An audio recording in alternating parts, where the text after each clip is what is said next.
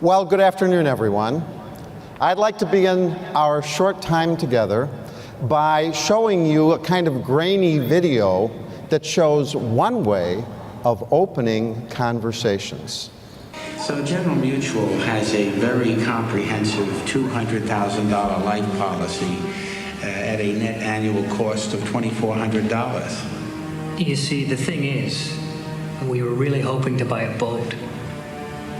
Mr. Gordon, as a young husband, I think you're going to find that your new responsibilities to your family take precedence over your recreational needs. But this is a really good boat. You don't get it, do you, kid? 2 years from now, while driving down Route 91, coming home to your wife and baby daughter, you're going to be hit head-on by a drunk, driving a blue '87 Mustang. You'll end up looking worse than 60 feet of bad road your body slides across after flying out your front windshield. Mister, you really need to work on your closing technique. Now, while that was kind of fun, I think most of us would probably agree with the prospect. We need a different technique to move people to action. And that technique is something called framing.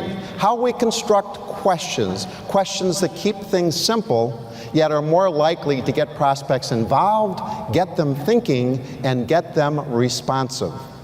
In true MDRT fashion, I've stolen some really good questions from industry greats like Van Miller, Tom Hegna, Byron Udell, along with a few that I created myself. And today I've divided them into just two areas, income questions and life insurance questions. So let's take a look. And the first question that we might ask is, do you mind if I ask you a question? And if our prospects say, no, I don't mind if you ask me a question, then they've given us permission to ask almost any question we would like within the bounds of propriety. And we might start off with a question like, you know, do you think that we might actually go through periods like 2000 to 2002 or 2007 to 2009 again? Do you think some people actually made money when the market went down? Would you like to be one of those people? Would you like to be one of those people? If there is a pretty good chance that those things will happen to a lot of people all over again, what will you do so that those things don't happen to you again? Some people made money when the market went down, and some people lost money. Which one do you want to be? Where will your income come from when your paychecks stop? If I could show you a way by which your income could continue, even if your money was gone, would you like to know more about that? If you had to invest today when you don't need additional income, what would you invest in? Why? When? Well, if those are kind of hard questions now when you don't really need the additional income, do you think it'll be any easier when you do need the additional income and you can't afford to make any mistakes? Are you tired of having nothing you can count on for income? Markets go up and down. Interest rates go up and down. What's your strategy for leveling out your income?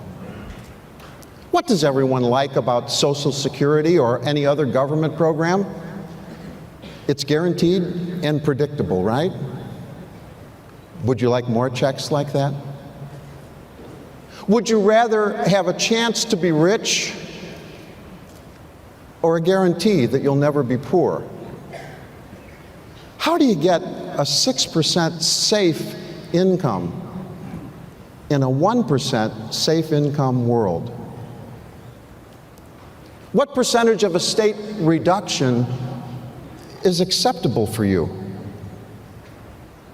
How did you arrive at the amount of life insurance that you currently have? Is that amount still valid based upon your current income and debt? Do you want your life insurance to be in effect when you die? Have you ever calculated how much term life insurance costs just to hit your average life expectancy? Because you probably think that you'll live an average life. You know, you'd take a bullet for your family. I know you would. Why is it so difficult for me to convince you to allocate $100 a month for life insurance to protect them? You know, money doesn't buy life insurance. Good health buys life insurance. The money just pays for it. Doesn't it make sense to get your life insurance in effect when you're younger and healthier? Do you think that the government wants more or less tax revenue? Well, what are you doing? What are you doing to reduce or avoid taxes? If I could show you a way to defer taxes now and give the government less later, would that be something you'd be interested in?